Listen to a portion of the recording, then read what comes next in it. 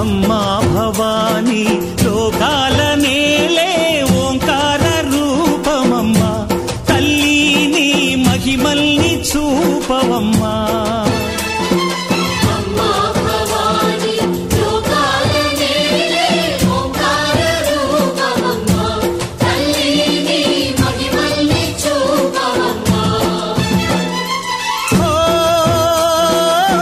సృష్టికే దీపమా, శక్తికే మూలమా, సింహరథమే నీదమ్మా. అమ్మ దుర్గమ్మ భక్తులను దీవించుమా.